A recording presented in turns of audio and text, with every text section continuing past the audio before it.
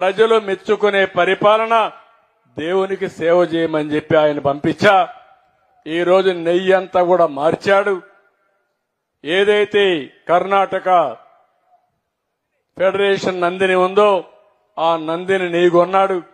ఇప్పుడు ప్రసాదం తిన్నారా అని మిమ్మల్ని అడుగుతున్నా. తిన్నారా ప్రసాదం? అప్పటికిప్పుడు బాగుందా లేదా అని అడుగుతున్నా మిమ్మల్ని. బాగుందంటే చేలిపైకెత్తండి. ఇది సైకో. నువ్వు చెప్పే మాటలకు వ్యత్యాసం. ప్రజలు అడుగుతున్నారు ఇప్పుడు మా మనోభావాలు దెబ్బతీశారని.